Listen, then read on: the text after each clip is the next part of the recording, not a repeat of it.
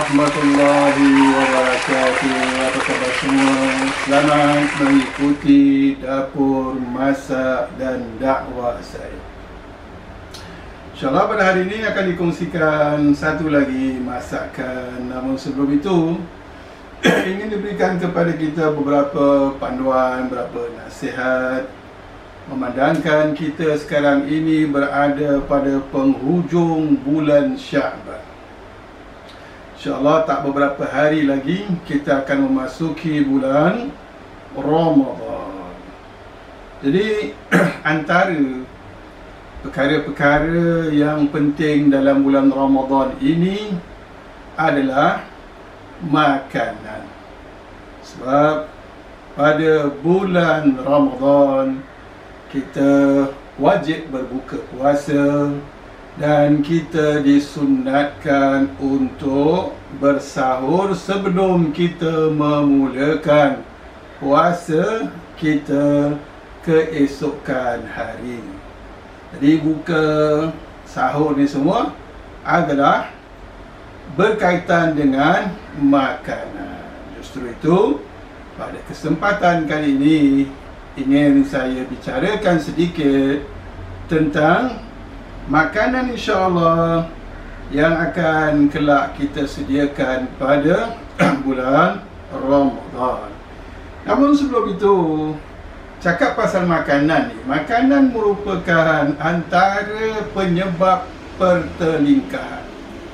Makanan antara penyebab pertelingkahan, pergaduhan ni banyak, tapi makanan adalah antaranya. Macam mana pula makanan boleh menjadi penyebab pertelingkahan? Kadang-kadang kita tengok siapa nak makan dulu dan siapa nak makan kemudian jadi sebab pergaduhan, pertelingkahan. Nak makan apa, yang si A nak makan makanan ini, yang si B nak makan makanan itu, bergaduh juga. Siapa nak sediakan makanan, siapa nak masak makanan, dia kata dia bergaduh juga. Dan sampai kepada peringkat antara bangsa pun makanan menjadi bahan yang digaduhkan. Ada masakan yang ikut bangsa ni tu asalnya adalah masakan dia, dan kemudian ikut bangsa yang lain pula dikatakan ini adalah masakan asal dia. Bahkan antara negara pun jadi pergaduhan tentang asalnya disebabkan makanan. Dan ada negara mengatakan ini makanan adalah asal daripada negara dia, dan kemudian negara lain pula mengatakan ini makanan asal usulnya adalah berasal daripada negara dia. Jadi diharaplah insya-Allah kalau nak gaduh pada bulan-bulan lain tu terserahlah, tapi bulan Ramadan, bulan rahmah, bulan kita seharusnya berkasih sayang. Jadi diharapkan janganlah pasal makanan dijadikan sebab untuk kita bertelingkar, bergaduh, dan siapa nak sediakan makanan, siapa nak beli makanan. Jadi nanti especially waktu sahur, siapa nak bangun dulu, siapa nak masak. Jadi macam-macam hal, kan? Nah, sebelum kita lanjutkan, ingin saya sharekan sedikitlah tips bagaimana nanti pada bulan Ramadan kita dapat menyediakan makanan yang sedap, mudah, yang tak macam hari-hari biasa.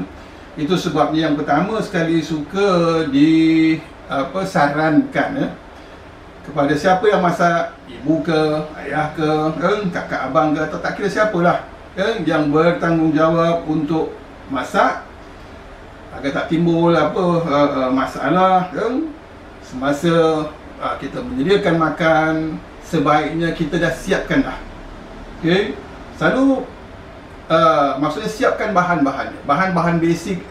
Contohnya bawang, Kalau kita rasa masakan kita banyak menggunakan bawang-bawang yang sudah ditumbuk atau sudah di blend, kita blend dulu. Beli 3-4 kilo bawang, kita blend, taruh dalam botol, simpan. Bawang besar. Begitupun juga dengan bawang putih. Beli 1 kilo, kita blend, campur, kalau nak tahan lama sikit, campurkan dengan minyak, kemudian kita simpan. Begitu juga dengan lada, cili. Kalau tak suka beli cili yang sudah dah siap borkan ataupun masin, mungkin cuka masam, kita nak bikin sendiri, dan beli lada kering, rendam, kemudian kita blend dan kita simpan. Jadi nanti bila mana masuk Ramadan, soal masakan bukan masalah, especially bagi yang menjadi kebiasaan bagi dia untuk buka pun dia nak masak, untuk sahur pun dia nak masak pagi-pagi. Kalau semua belum siap, kita nak kena bangun awal lah kan. Walaupun sebenarnya taklah begitu digalakkan. Kita untuk buka masakan lain, untuk sahur masakan lain, walaupun ada orang-orang yang gemar, yang lebih seronok buat macam tu. Tapi untuk bulan Ramadan, kita tahu bulan Ramadan ni bulan ibadah. Bulan Ramadan adalah bulan ibadah, walaupun tak dinafikan makanan yang kita makan juga boleh menjadi ibadah. Jadi tumpuan kita, kalau yang biasa masak agak lembab, satu kali masak nak kena pakai 2-3 jam, itu lagi masalah lah. Masa yang boleh kita jimatkan untuk kita gunakan untuk beribadah, kita gunakan untuk yang lain. Jadi kalau bahan-bahan itu semua kita sudah sediakan, mudah bagi kita nak masak menjadi mudah. Itu tips yang pertama. Kemudian tips yang kedua, macam mana yang dikatakan tadi, sebaiknya apa saja yang kita masak untuk buka, itulah yang akan kita makan bersama keluarga untuk sahur. Cakap memang mudah lah, tapi sebenarnya selera kita semasa berbuka dan selera pada waktu pagi, waktu sahur maksudnya, itu berbeza. Oleh sebab itu, bila mana kita pilih untuk memasak masakan yang sebaiknya untuk sesuai untuk buka dan sesuai untuk sahur, kita masak masakan yang boleh dimakan pada kedua-dua masa tersebut. Kerana tak semua makan sesuai. Yang ada makanan untuk buka mungkin tak ada masalah lah. Buka kita taruh batu goreng pun orang makan. Iris-iris kayu ke apa, letak kicap sedikit pun mungkin lah tu, seluruh aja. Tapi untuk sahur agak berbeza sikit. Lagi-lagi sebenarnya antara makan sarapan, makan tengah hari dan makan petang atau malam, ramai di kalangan manusia kurang makan sarapan. Banyak yang tak sarapan. Sebab antara alasannya waktu pagi tu kurang lah, selera dia tu kurang. Daripada minum air atau minum kopi atau minum teh. Itu memang common lah sebenarnya. Atas dasar itulah selalu dipesankan kepada kita, bila mana kita nak masak, ambil kira bukan hanya kita, ambil kira juga orang-orang ahli keluarga kita yang akan makan. Mungkin ada di kalangan ahli keluarga kita yang pagi kurang selera. Sedangkan makan sahur ni, makan sahur merupakan sesuatu yang sangat digalakkan oleh Nabi kita SAW, sesuatu yang sunnah, yang akan ada keberkahan dia, seperti mana yang dikatakan oleh Nabi SAW, tasaharu fa inna fis suhur barakah. Makan sahurlah, kerana makan pada waktu sahur tu ada keberkatan. Kita tahu berkat ni dia bukan setakat pahala. Bila mana dikatakan berkat, seperti yang selalu dikatakan, makanan antara punca penyakit. Makanan tak ada berkat lebih terdedah kepada berbagai macam penyakit. Makanan yang ada berkat, itu insya-Allah itu akan terhindar daripada segala benda yang baik. Jadi bila mana kita makan pada waktu sahur, selain daripada ia boleh membantu kita bertenaga sepanjang nanti kita berpuasa, dan makanan yang kita makan pada waktu itu dijamin akan ada berkah dia, akan ada kebaikan untuk diri kita, untuk tubuh badan kita. Jadi itulah sebabnya sangat-sangat digalakkan.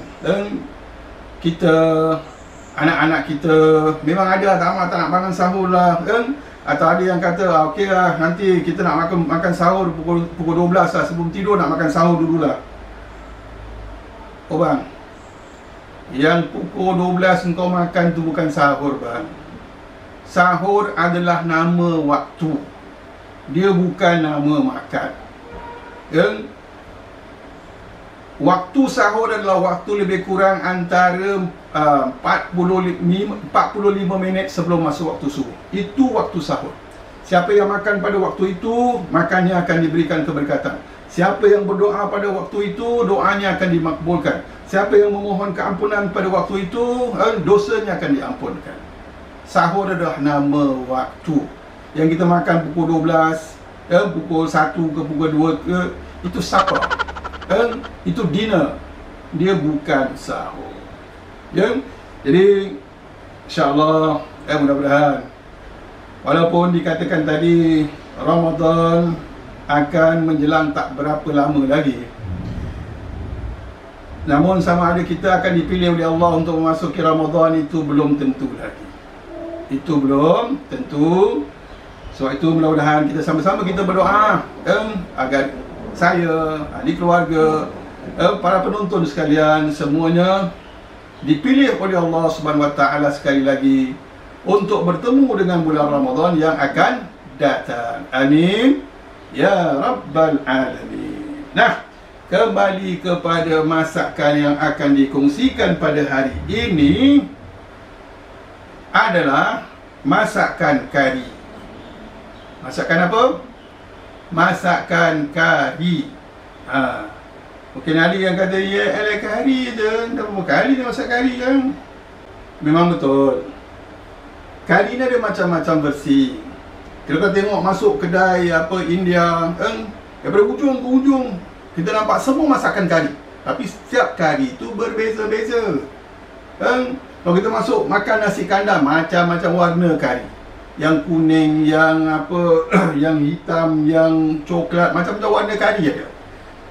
Itu menunjukkan masakan kari ni bukan satu jenis. Kita pun tahu ada kari daging, ada kari ayam, ada kari ikan, ada kari sotong, ada kari udang, ada kari ketam, ada kari sayur, macam-macam kari sebenarnya. So, masakan kari yang akan saya share pada hari ini merupakan salah satu masakan kari yang agak unik.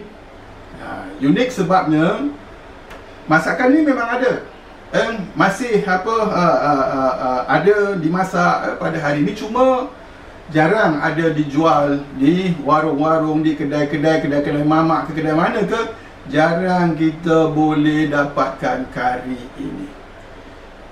Dia bukan kari ayam, dia bukan kari daging, dia adalah kari ikan masin. Pernah dengar? Tak pernah dengar kan? Sebenarnya antara masakan kari yang cukup sedap, lebih-lebih lagi di kalangan orang-orang yang sudah berumur. Masakan ni agak popular baik di kalangan orang-orang yang sudah berumur. Mungkin kita datuk, kita ada nenek, kita ada mak bapak.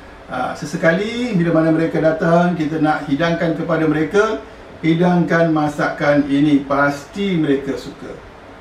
Masakan ayam, ada yang dah muak. Masakan daging, tak semua orang tua boleh makan daging. Lebih lagi daging ni merupakan hard diet, yang tak sesuai untuk mereka, yang tak ada gigi lagi, macam-macam lah. Jadi kari ikan masin ni, dia bukan macam ikan masin yang biasa.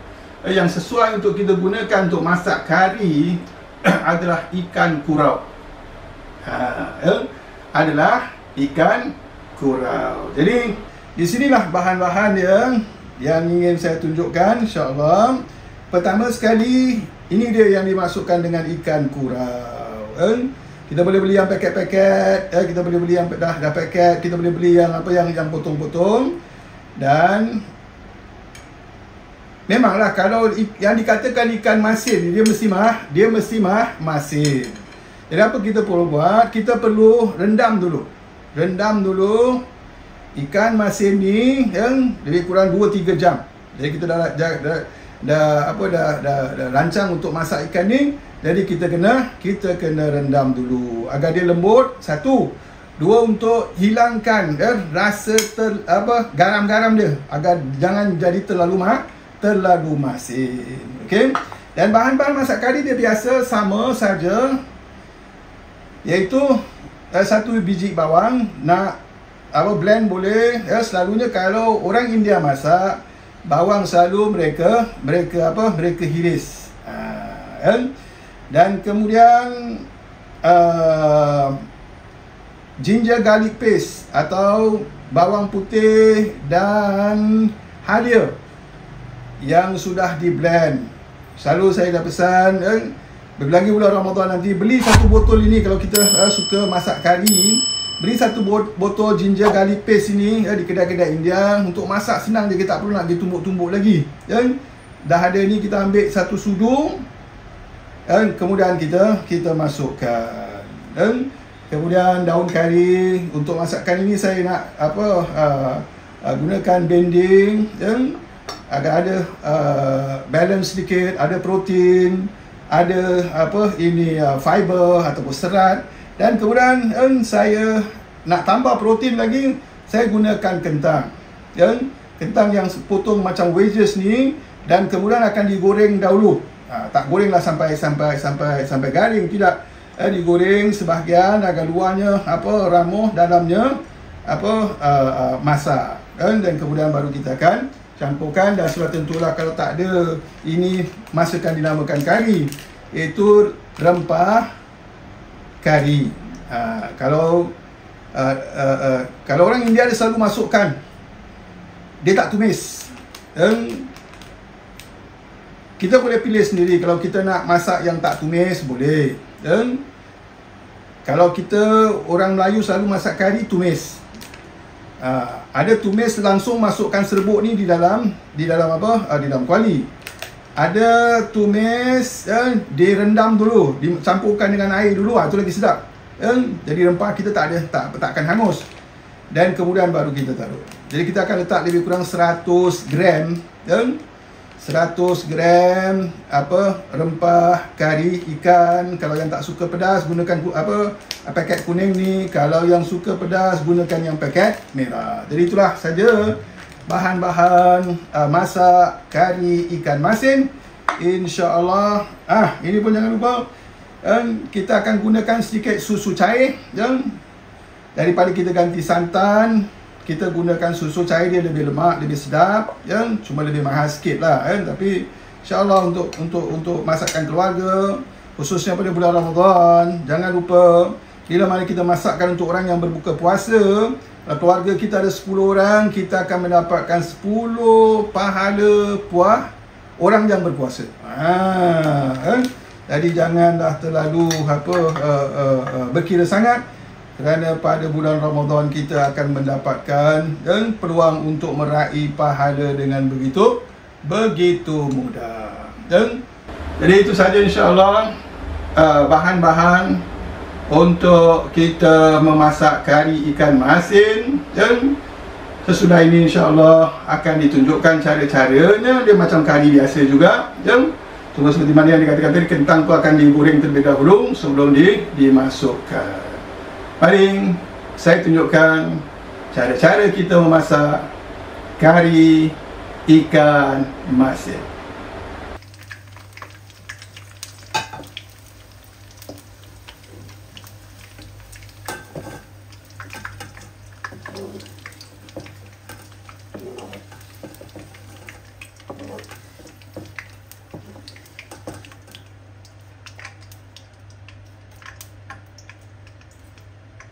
Baik, bismillahirrahmanirrahim. Bismillah wa ala barakatillah.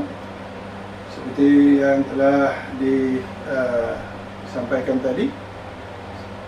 Selanjutnya ingin saya tunjukkan macam mana cara kita nak menumis atau memasak kari ikan masin.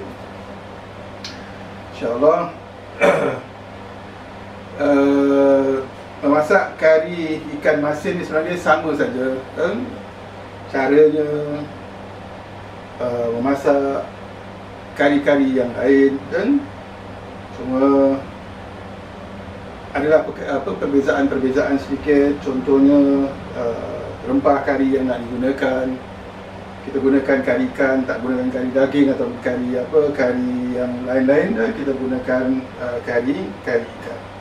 InsyaAllah setelah kita panaskan minyak, pertama sekali kita masukkan bawang kita. Seperti yang dikatakan tadi, ada orang suka blender, ada yang suka ini mengiris. Tak ada masalah. Kalau orang-orang India, mereka lebih prefer masak kari dengan mengiris. Mengiris bawang dia akan lebih lama meresap ke minyak. Dan kedua, bawangnya bila mana halus, tak cepat hangus.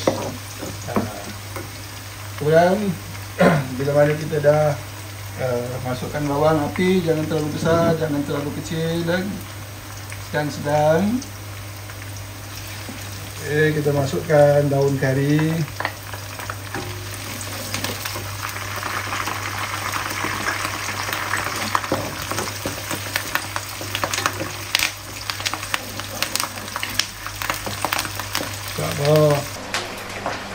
Yang sudah dikatakan tadi, tak lama lagi kita akan memasuki bulan Ramadan. Meskipun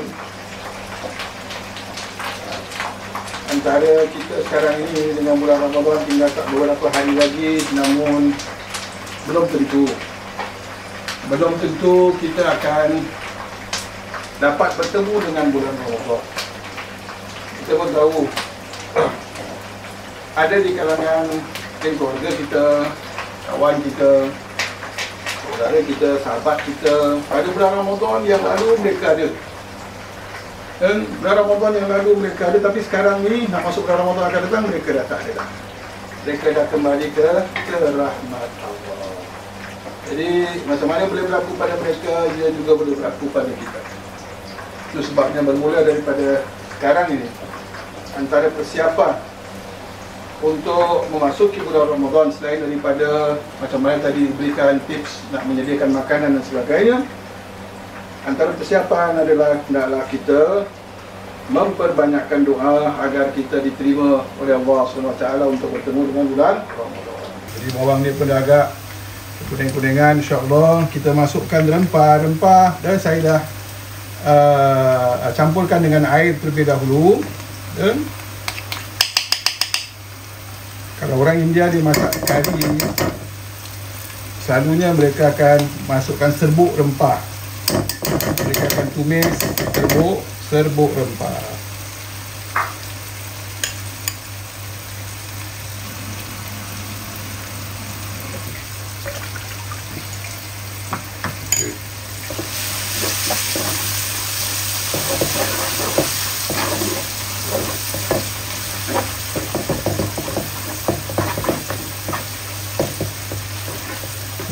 Kita tumis rempah kita ini.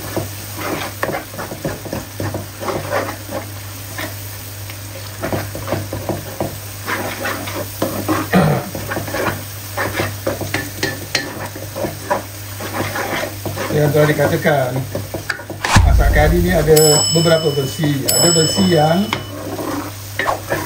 serbuk kari itu dimasukkan langsung. Ada versi yang serbuk kari itu tadi ditumis dulu. Ada yang langsung ditumis, ada yang masukkan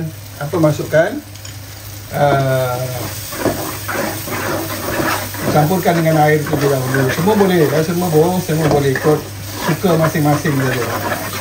Kita nampak bila mana rempah kari kita ni agak dah baunya jangan sampai hangit.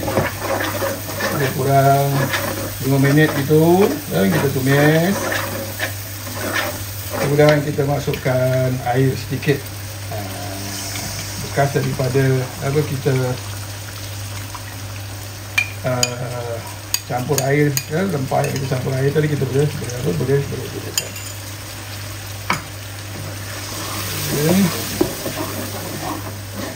Kemudian kita dah boleh masukkan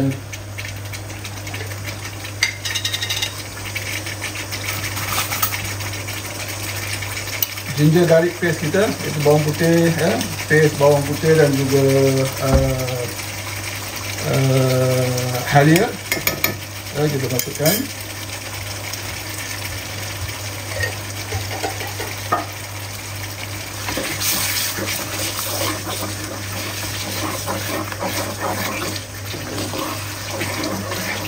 Tumis. Ada orang suka masak kari macam ini kerana dia tumis sampai pecah minyak. Ada yang tak tunggu pecah minyak, kemudian campurkan dengan. Itu pun seperti mana yang dikatakan, semua bersih-bersih yang apa, yang boleh saja. Kita nak tumis macam ni, tunggu sampai pecah minyak, kemudian baru kita campur air lagi, ataupun kita langsung masukkan semua bahan-bahan yang lain. Jadi saya nak masukkan air.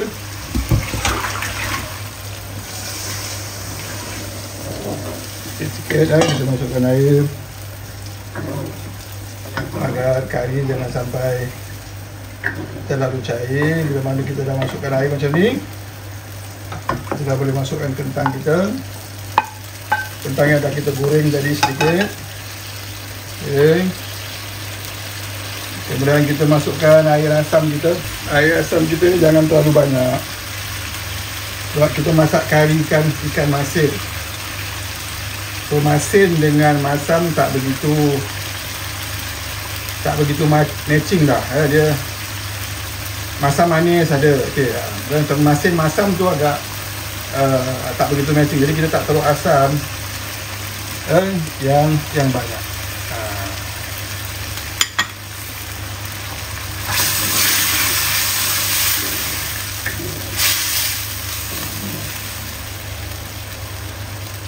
Ini sedangkan lagi,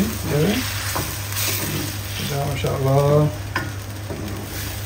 Kemudian baru kita masukkan ini sayur bendi kita dulu.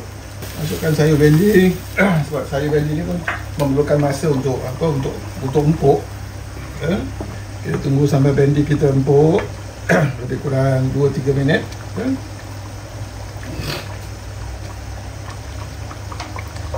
Nanti kemudian baru kita masukkan ikan masin. Jadi kembali tadi kita katakan tentang Ramadan yang akan menjelang tiba. Namun kita tak tahu sama ada kita akan dipilih lagi untuk bertemu dengan Ramadan ataupun tidak. Siapa akan dipilih, siapa tak akan dipilih itu kita tak tahu. Tapi yang jelas siapa yang tak terpilih, mungkin saya, mungkin awak, mungkin sesiapa, mungkin tak berapa hari sebelum masuk Ramadan ajal kita sudah sampai, kita pun tak tahu. Cuma yang jelas siapa yang tak dapat bertemu dengan Ramadan jelas sangat rugi. So bulan Ramadan adalah bulan maghfirah, bulan keampunan, bulan yang mana Allah janjikan untuk ampunkan semua dosa-dosa kita. Dan siapa yang tak berjaya bertemu dengan bulan Ramadan, berarti dia tak mendapatkan keistimewaan macam tu. Keistimewaan segala dosanya diampunkan. Jadi insya-Allah itu sebabnya antara persiapan agar kita dapat bertemu dengan bulan Ramadan adalah kita berdoa. Meskipun ajal kita ni memang sesuatu yang sudah ditetapkan, atau dikatakan ajal sudah takdir. bila kita akan mati, sebelum Ramadan ke, dalam bulan Ramadan ke, lepas Ramadan ke, itu sudah ditetapkan. Memang itu kita tak nafikan. Dan kalau sekiranya, macam mana kalau sekiranya ajal kita sampai sebelum kita masuk, sebelum kita dapat bertemu dengan Ramadan, apa perasaan kita?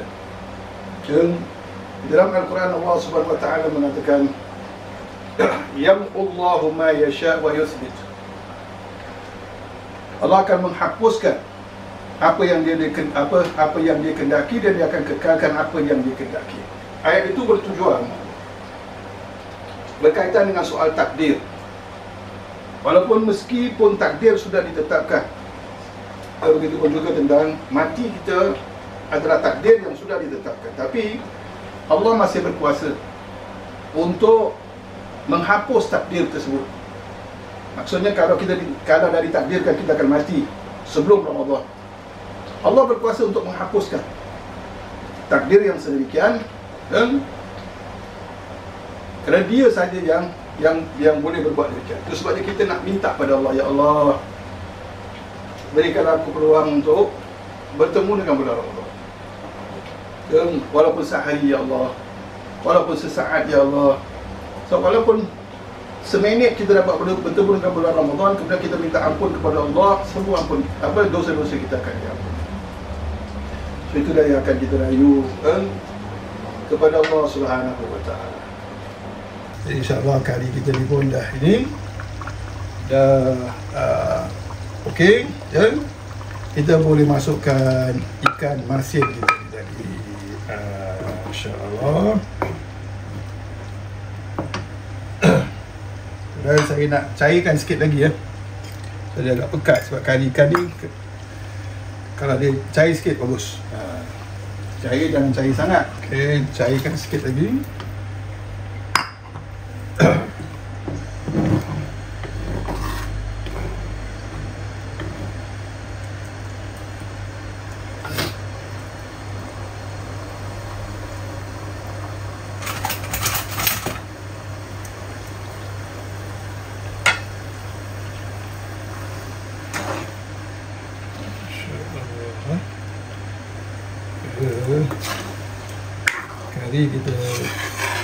Kari ikan masin.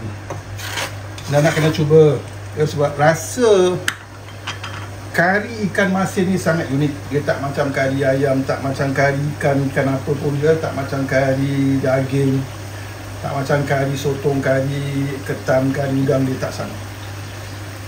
Hanya orang yang dah pernah rasa kari ikan masin saja yang tahu macam mana rasa dia, macam mana nikmat dia.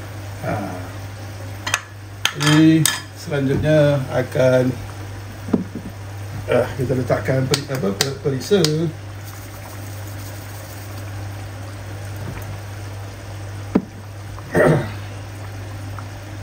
Dan kemudian baru kita taruhkan susu. Jangan banyak kan? Susu jangan banyak, tak perlu banyak, untuk lemakkan dia. Jadi untuk imbangkan rasa rempah yang pedas-pedas, sebu-sebu kan? Rasa ikan masin yang masin, kemudian ada lemak berkrim dia. Kita letakkan susu. Boleh letak santan pun boleh. Kalau tak ada susu, boleh letak santan pun boleh. Kalau saya prefer ini apa? Susu cair. Seperti yang dikatakan, setiap kali kalau masak, especially bulan Ramadan sekalipun, jangan kita tak rasa. Dan saya dah pernah tunjukkan macam mana cara-cara nak merasa makanan bila mana semasa bulan Ramadan. Kita rasa dekat lidah kita saja, kemudian kita buang dan kita komoh-komoh. Jangan telan lah. Dan untuk rasa kita perlu lidah kita saja. Jadi bulan Ramadan pun, waktu kita tengah puasa pun, masak rasa. Jangan sampai kita tak rasa, tak tahu apa rasa, kemudian kita hidangkan. Orang berpuasa tau makan. Dan mungkin masakan kita tak sempurna ke. Every time kita sediakan makanan, especially untuk orang berpuasa, sediakanlah yang terbaik, kerana banyak ganjaran pahala yang menanti kita. Jadi insyaAllah saya nak rasa sedikit kari ikan masin yang akan saya hidangkan untuk keluarga saya pada hari ini.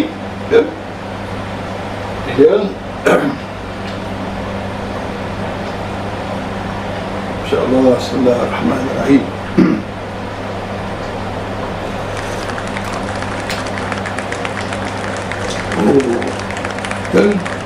Sedap. Sampai rasa kari dia dah tak rasa masin. Kari dia dah tak rasa, dah tidak rasa masin. Sebab apa tak rasa masin? Satu, sebab tadi ikan masin dah direndam dulu, terlebih dahulu 3 jam dan kita rendam, jadi garam dia dah larut. Kedua, sebab kita letakkan susu, dan kemudian kita letakkan asam. Itu semua mengimbangi rasa masin. Jadi inilah dia masakan kari ikan masin, insya-Allah, bersama kentang. Ada kentang, dan kentangnya sengaja saya goreng terlebih dahulu. Sebab macam mana yang selalu saya katakan, budak-budak sekarang ni macam-macam mereka tak makan. Kalau kita taruh kentang pun, kentang rebus dia tak makan. Kalau dia makan french fries, kentang goreng dia makan. Selalu kalau saya masak, contohnya macam ni, saya nak anak-anak saya makan. Ni bukan hanya untuk tu aja. Jadi kita letakkanlah kentang yang sudah digoreng sedikit. So insyaAllah, mudah-mudahan inilah dia kari ikan masin kita sudah pun siap. Semoga perkongsian ini memberi manfaat kepada anda sekalian, baik dari segi tips masakannya dan juga nasihat-nasihat keagamaan yang saya juga harapkanlah. Kalau perkongsian masakan saya dah terlalu common, tak heran banyak orang buat, okey, tak apa. Tapi at least perkongsian yang berupa nasihat-nasihat agama, pasti saya yakin mana ada nasihat agama yang tak ada manfaat, mana nasihat agama yang tak ada guna. Hanya orang sombong saja yang menganggap nasihat agama ni tak bermanfaat untuk. Okay? Jadi kalau sekiranya anda merasakan perkongsian ini bermanfaat, kongsikanlah kepada yang lain, sharekanlah kepada yang lain. Jangan lupa tekan butang subscribe di bawah sana. Jadi insyaAllah saya lagi Ramadan, saya bersemangat untuk kongsikan lagi berbagai macam masakan agar dapat manfaat kita sama. Saya pun boleh dapat pahala kalau anda masak untuk keluarga anda. Kenapa saya tidak? Jadi saya lebih suka lebih ramai dapat mengetahui dan mengikuti rancangan ini. Saya yakin rancangan agak unik lah, rancangan yang ada tips perkongsian masakan, yang pada masa yang sama ada nasihat-nasihat agama. Dan jadi sehingga kita bertemu lagi, sekali lagi mudah-mudahan kita jangan lupa banyak memperbanyakkan doa. Allahumma barik lana fi Sya'ban wa ballighna Ramadan. Ya Allah, Engkau berkatilah kami pada bulan Sya'ban ini dan pertemukanlah kami dengan Ramadan. Amin ya rabbal alamin. Wassalamualaikum warahmatullahi wabarakatuh.